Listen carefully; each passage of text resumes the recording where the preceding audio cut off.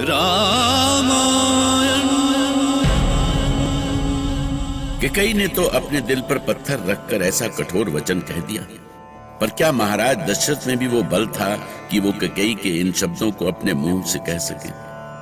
ऐसे शब्द जिन्हें सुनते ही वो मूर्छित हो गए थे, जिन्हें सुनकर उन्हें लगा कि उनके कानों में गर्म शीशा डाल दिया गया और अगले ही पल उनकी आंखों के सामने अंधेरा छा गया। कैसी कठिन घड़ी थी उनके सामने, किसकी नजर लग गई थी उनके सुकून को। आप सभी कक्ष से बाहर जाएं। वैद्य जी आ गए हैं, जल्दी कीजिए, कक्ष से बाहर जाइए, महाराज को अकेला छोड़ दीजिए।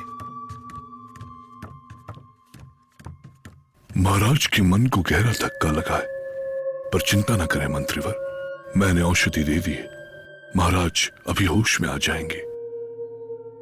महाराज आंखें खोलिए महाराज। कैकेयी, महारानी कैकेयी।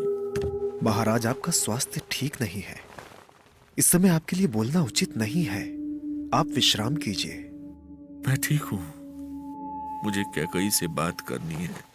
सुमंत जी, आप महारानी कैकेयी से महाराज को बात करने दें, हो सकता है उनसे बात करके ही महाराज के मन को शांति मिले।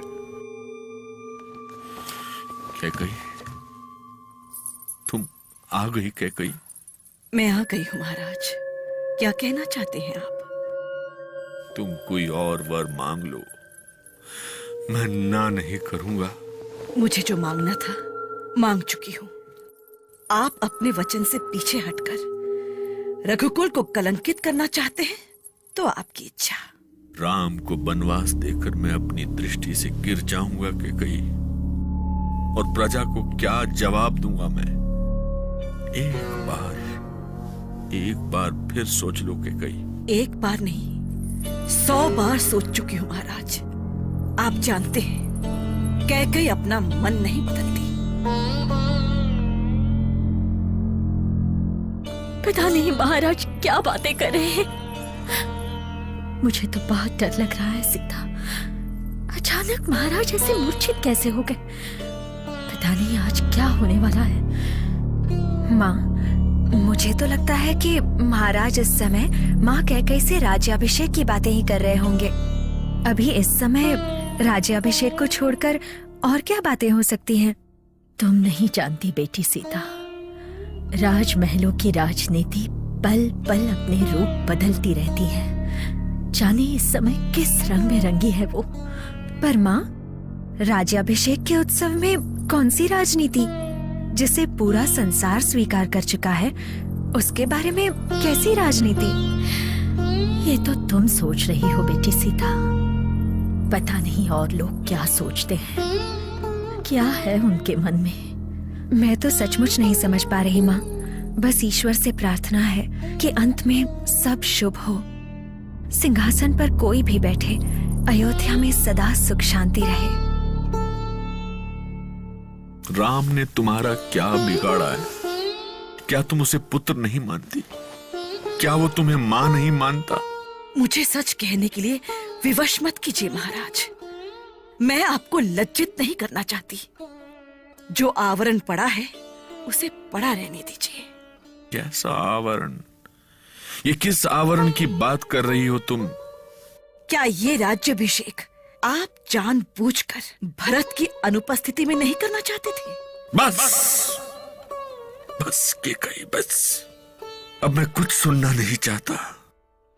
तुम जो चाहती हो वही होगा, पर बस ईश्वर से मेरी यही प्रार्थना है कि राम को वनवास देने से पहले वो मेरे प्राण ले ले। कोई कुछ भी कहे, पर महारानी कैकेयी ऐसा कर सकती हैं, मुझे कभी विश्वास नहीं हुआ। उनके जैसी महारानी जो अपने बेटे भरत से बढ़कर राम को प्रेम करती थी, मंत्रा की बातों में आकर राम की शत्रु बन जाए, मुझे इसका विश्वास न हो सका। पर हुआ ये कि कैकेयी के 2 वचनों को सुनने के बाद फिर महाराज कुछ नहीं बोल सके। महारानी कैकेयी लगातार बोलती रही और महाराज बेसुध से आंसू बहाते रहे, जैसे उनके आंसू उनकी आंखों से नहीं, उनके हृदय से रिस रहे हों, गहरी पीड़ा के रूप में।